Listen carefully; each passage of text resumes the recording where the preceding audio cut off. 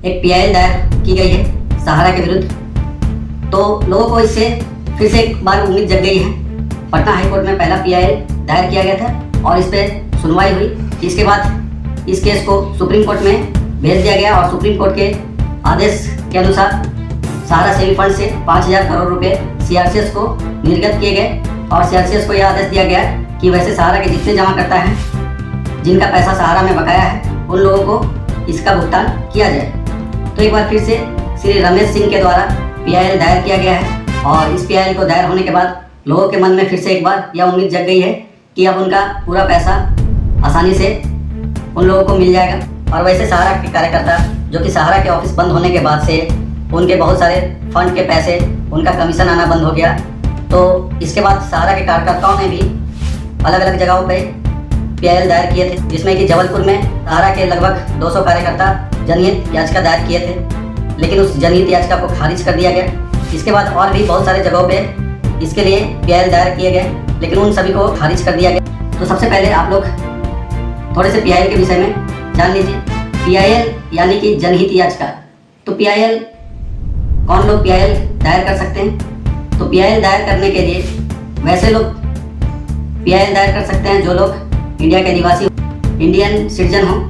और पीआईएल आप किसी भी राज्य में दायर कर सकते हैं। किसी भी राज्य के हाई कोर्ट में जाकर आप अपना पीआईएल दायर कर सकते हैं। और पीआईएल आप किसके विरुद्ध में दायर करेंगे? तो पीआईएल आप वैसे संस्थान, वैसे व्यक्ति, वैसे लोगों के विरुद्ध दायर कर सकते हैं जिनके कार्यकलाप से, जिनके कार्य से, जिनके संगठन से जनता को किसी भी प्रकार की नुकसान हो, तो आप लोग इसके विरुद्ध में पीआईएल दायर कर सकते हैं। और ये जरूरी नहीं है कि जितने भी पीआईएल दायर हुए हो सभी पीआईएल का निपटारा हो।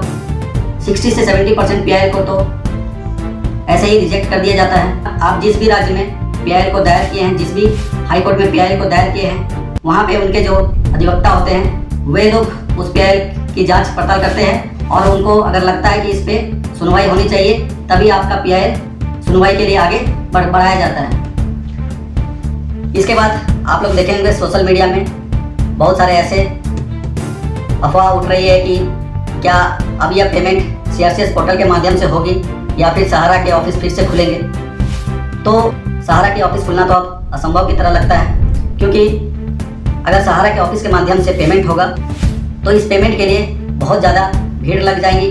जितने भी जमा करता है, जिनका पैसा इसमें जमा है, वे सारे लोग ऑफिस पहुंच जाएंगे और इसमें जो सहारा के तरफ से पेमेंट करनी है वो बहुत ज़्यादा है और इसमें सहारा के जमाकर्ता भी बहुत अधिक है। और इतनी पैसे अभी तक सहारा सेवी फंड के तरफ से या फिर सुप्रीम कोर्ट की तरफ से उपलब्ध नहीं कराई गई है। तो मान लीजिए कि जो 5,000 करोड़ रुपये सुप्रीम कोर्ट के आदेश के अनुसार सीआरसीएस को दी गई है, अगर सहारा के पैसों का भुगतान सहारा के ऑफिस को खोलकर, सहारा के ब्रांचेस को खोलकर किया जाएगा, तो सबसे पहले इसमें जितने भी पैसे हैं उस पैसे का भुगतान तो सहारा के वैसे एजेंट, सहारा के वैसे ब्रांच मैनेजर, वे लोग अपना खुद का पहले भुगतान करवाएंगे। उनके जितने भी रिलेटिव होंगे, उनके जितने भी जान पहचान के लोग होंगे, सबसे पहले वे लोग अपने उन लोगों का भुगतान कराएंगे और इसमें बाकी लोगों का भुगतान हो ही नहीं पाएगा। तो यह तो असंभव ही लगता है कि सहारा के ऑफिस या ब्रांच के माध्यम से इसका भुगतान कराया जाएगा। जब भी भुगतान होगी तो सीआरसीएस पोर्टल के माध्यम से या फिर गवर्नमेंट कोई नई योजना लाकर इसका भुगतान कर पाएगी।